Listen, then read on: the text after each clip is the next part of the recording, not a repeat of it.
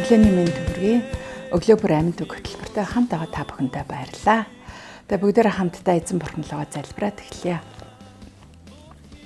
Мөнхийн эзэн минь тандаа баярлалаа. Энэ өглөө бидэнтэй хамт байж танаас ирэх тэр үгнээс зурж танаас ирэх үгийг ухаарч уншихад та бидэнтэй хамт байх болтугай.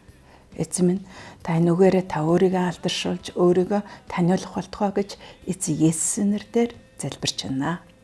Амен.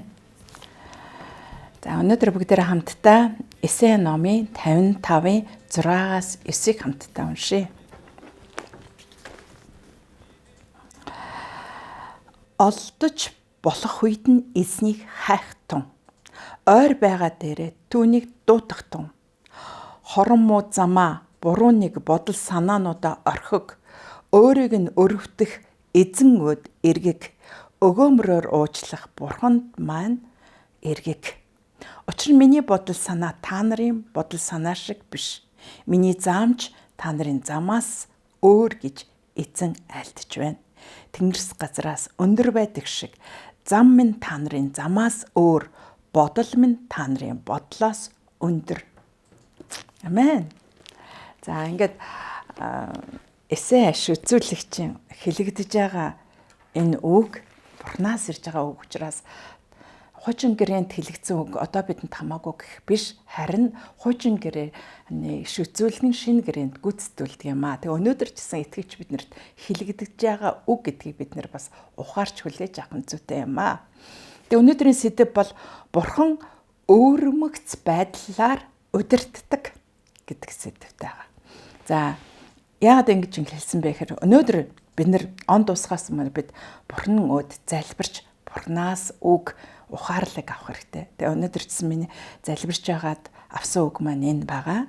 Тэгээд эзний хайх цагт нь хайх нь аягүй чухал байгаа. Өнөөдөр танд эсэн бүлэг ч юм аа бүс сүм чуулган бүс маань наашраа ирээч мэндэлсний баяраа тэмдэглэе, наашаа ирээч хамт эзний үгнээс суралцъя, хамт залбирлаа, хамт үйлчлэе гэж дуудаж байгаа. Энэ яг олдож байгаа цаг гэж та хүлээж авах хэрэгтэй. Өнөөдөр чуулган байгаад өнөөдөр тэгэхээр таныг дуудаж байгаа хүн байгаа бол яг энэ цаг мөч Бурхныг хайж байгаа цаг гэдгийг та бас ухаарах хэрэгтэй. Мөн Библийг уншаад эзэн өөрт залбирч авах нь энэ бас эзэнтэй ойртохын нэг хэлбэр юм аа. Тэгвэл он дуусгаас өмнө биднэрт бас нэг шинжлэх зүйлүүд байх ёстой. Юу вэ гэхээр зэрэг өөртөө одоо зүрх сэтгэл амьгтлан шалгах, хорон санаа, тийм үү, буруу бодол, тийм ээ. Тэгээ өөрийнхөө бодлуудыг эзний өмнө өргөөд Бурханд гимшлэр ирэх. Бидний Бурхан бол уучлагч нэг юм аа. Тэгээд бидний Бурхан бол өөрмөгц байдлаар биднийг удирддаг. Амен. За таны одоо бодож исэн бодол, таны сансан санаа болгон чинь тийм төгс биш. Харин Бурхны бодлол, Бурхны санаа өөр. Тэр өөрийнхөө бодол, санааг илчилж өгч идэг. Тэгээд энд хэлэхдээ миний бодол та нарын бодол шиг биш юм а гэд хэлсэн байгаа байхгүй. Тэгэхээр Бурхны зам бол өөр, Бурхны хийж байгаа арга бол өөр, Бурхан удирдах байгаа арга нь хүртэл өөр юм а. Амен. Тэр биднийг удирдахдаа өөрмөгц онцгой байдлаар удирддаг байгаа. Тэгэхээр бид нэр зүрх сэтгэл оюун бодлоо эзэн лөө эргээд бас өөрлөгөө нэг харахад эзэн танд чиглүүлэг өгдөг. Эзэн таны амьдрал зам мөрийг чинь хөтлөн дагуулдаг юм аа. Та өөрийн дураар амьдарч исэн, өөрийн санаагаар ажиллаа хийж исэн бол энэ цаг мөчид 26 онд харин өөрчлөөд би Бурхны төлөвлөгөөний дагуу Бурхны үгээр амьдралаа өдөрдүүлээ, үйлчлээ өдөрдүүлээ, өөрийнхөө замыг эзэн даатгая гэж хүсэх хэрэгтэй юм аа. Та эзэн л ойртох тусам эзэн ойртож идэг байхгүй юу? Та бодтоо зөвхөн хэн нэгэн хүнтэй харилцаагүй зүгээр л холоос мэдлэл яваад хахад тэр хүнийг танихгүй. Харин ойртох тусам түүний зан чанар, ойртох тусам тэр хинбэ гэдгийг таньдаг. Тэгвэл та Бурхан би таныг мэдмээр байна. Би танаас суралцмаар байна гэж залбирч байсан бол өнөөдөр таныг би ойртосоо гэж хүсэж байна. Илүү Бурханыг таньж мэдээсэй гэж хүсэж байна. Амен. Тэгвэл Бурхан өргөмөгц байдлаар биднийг удирдаг гэдгийг та мэдэх болно.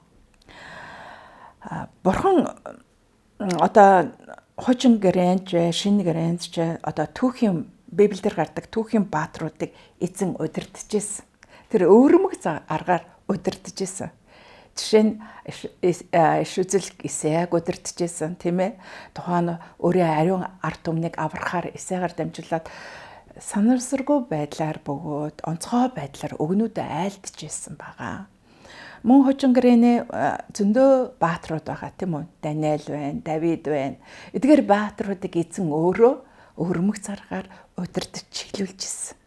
Тэгвэл өнөөдөр шинэ гэрээнд өнөөдөр та итгэж Есүс Христ итгэсэн таныг өнөөдөр ч гэсэн эзэн удирдахыг хүсэж байна.